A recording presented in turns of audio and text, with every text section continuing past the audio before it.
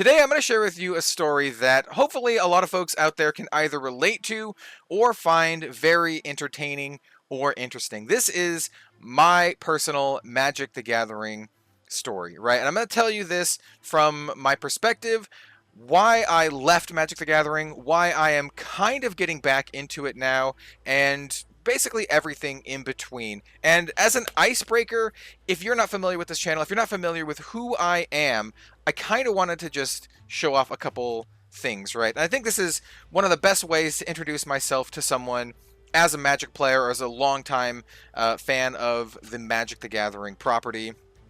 We'll talk about my thoughts on the property as it stands today. It's different than, let's say, 5 to 10 years ago, but I just kind of wanted to show off kind of who I am. And by that, you know what?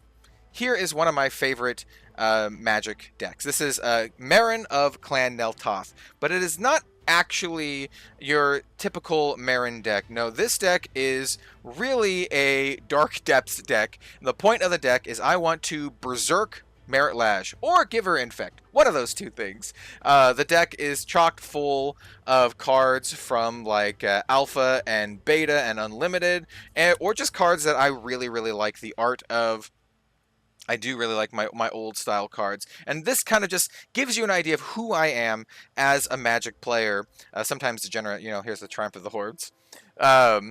Where is it? So I have stuff like Elves of Deep Shadow, some of my favorites, but we even have like newer stuff like this Alt Art Assassin Trophy. Oh, here we go. This is what I was trying to find. My Yoshitaka Amano Liliana Dread Horde General. But at the same time, you know, I have this powerful, slightly degenerate deck. It's kind of like a different take on a popular commander. But you know what?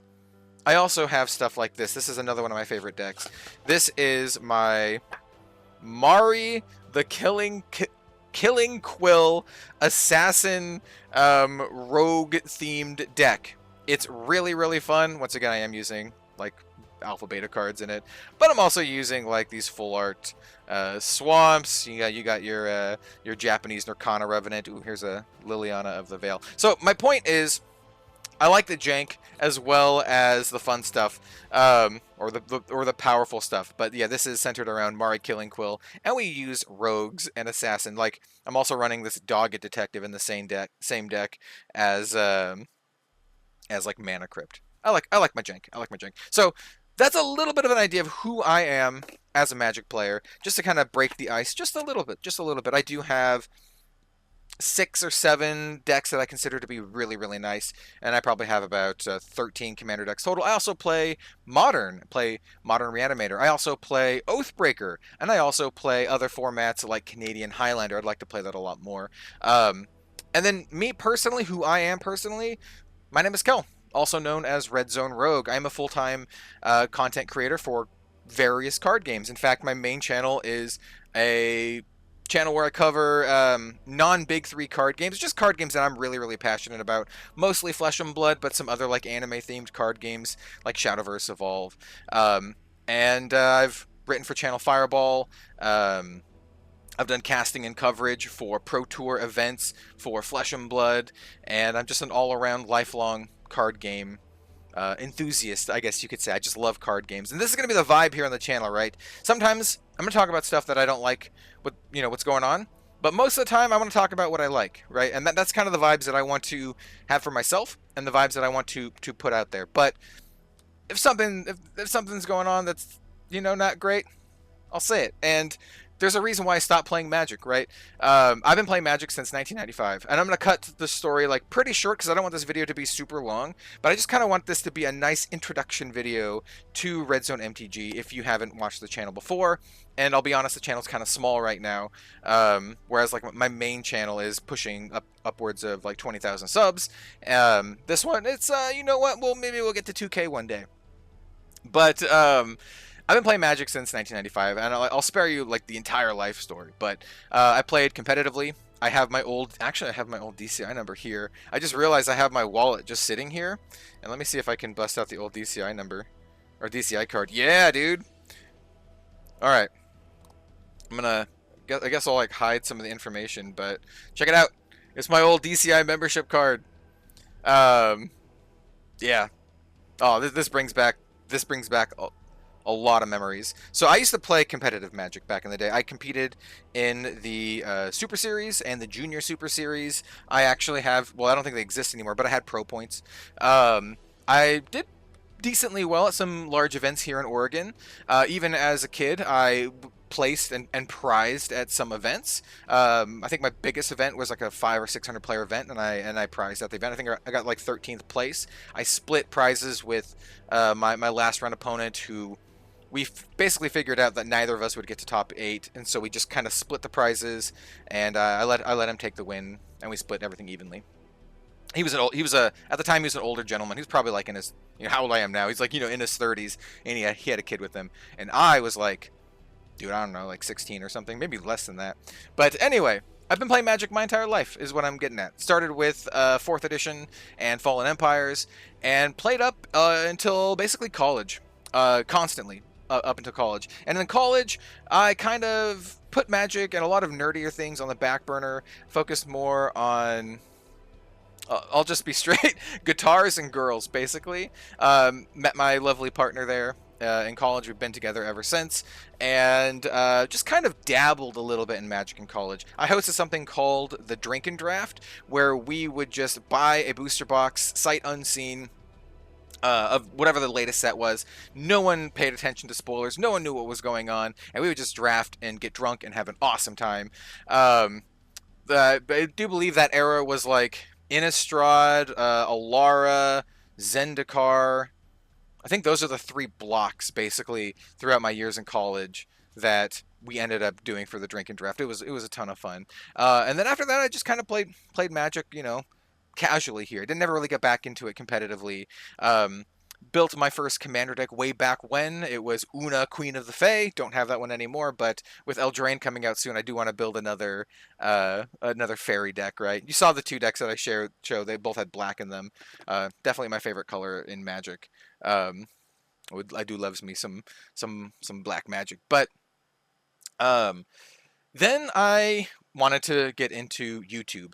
Long story short for that, I do have a degree in film, and I made a couple gaming YouTube channels. Some of them were middling successful, but the biggest one that was successful is Red Zone Rogue, which is basically the conceit of that channel is I wanted to make content about card games that I was really enjoying, and specifically like non-Magic content, though I have dabbled with it on that channel. The whole reason this channel exists is because I was like, hey, Magic is its own thing. It's its own beast, and that's truer today than ever before. And I was like, you know what? The content needs to be separate. I didn't think that Magic needed to mesh with all the other stuff that I was doing over there. And that channel is where I found most of my success here and most of my contacts and whatever notoriety I have in the card gaming industry.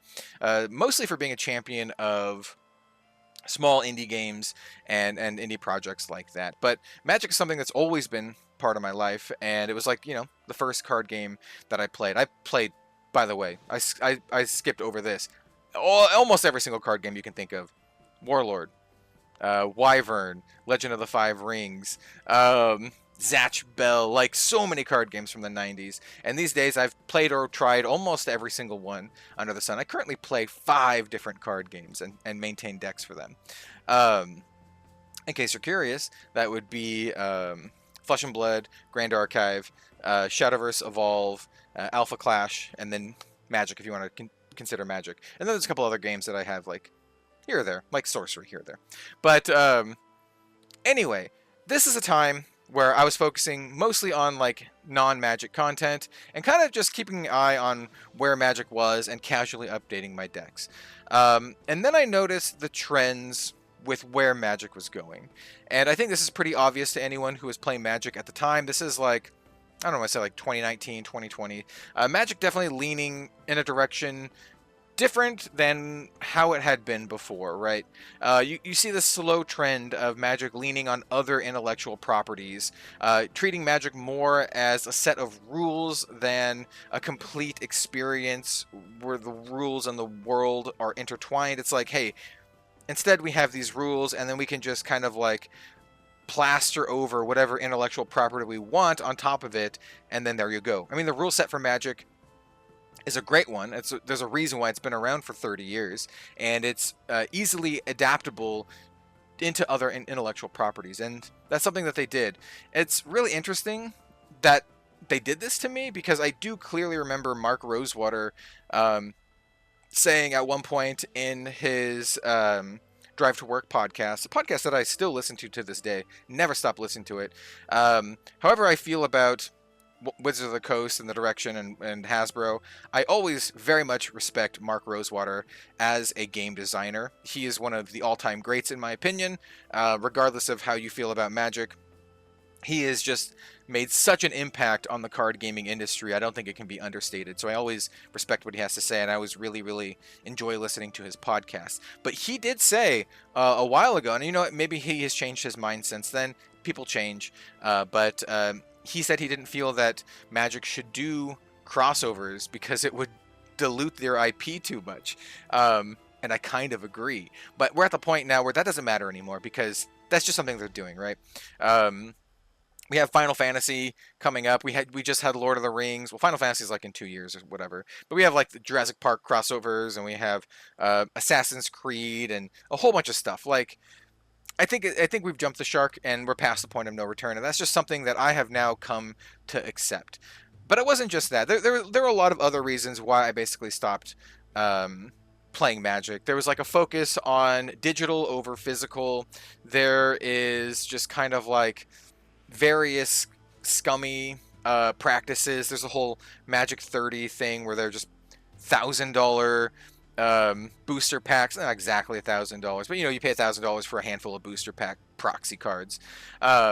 Just various things that you just see, and you're just like, God, that leaves a bad taste in my mouth. It's just like, I want to love Magic because it's been such a huge part of my life, but they just make it so hard. And so I basically went on hiatus for several years.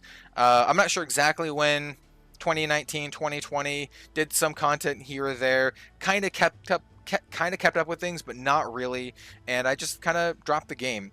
And what really brought me back, and I'm not going to say it brought me back 100%, it brought me back in a different way, is at the Magic 30th anniversary Gen Con panel. They showed the next 3 to 4 years of Magic product. And I was watching that as someone who really wasn't into the game at the time. It's just been kind of a thing that I have on the back burner, in the back of the mind, in the back of the pocket kind of deal. That I felt really nostalgic for it. I saw the new sets. I'm not really thrilled about all of the Universes Beyond stuff, but seeing the new sets, seeing Bloomburrow, like the little mouse with the sword, seeing whatever the new horror themed one is. I do have thoughts on that. There's some things I don't like about that. I don't like how the dude looks like he's dressed from like the 80s. Like, it's supposed to be in world Magic, and the dude looks like he's dressed from the 80s. I get there's the 80s vibe, but at least you can make him look like he's from a fantasy world or something. Anyway, that's besides the point. I got really nostalgic, and I was like, yeah, it gave me the same feelings that I had, when I was a kid looking at like new Magic sets. I'll be honest, I'm really, really excited for whatever they're doing with the Space Opera one in a couple years. That seems really, really cool to me, because at this point, Magic is no longer what it used to be. And I have reconciled that fact with myself. It's not what it used to be, and it never will be what it used to be, I don't think. I think there might be some people who could do that, who could make it the way it used to be, but I don't think that's the way the game is going. And the game currently now has like more cultural recognition than ever, right? With Post Malone buying the One Ring for $2 million. He was on Joe Rogan talking about it. Like, there's Magic has like Hot Pockets and Cheez-Its and stuff. It's attaining this cultural recognition like no other card game, except maybe Pokemon or Yu-Gi-Oh, sort of, but not really. Not really.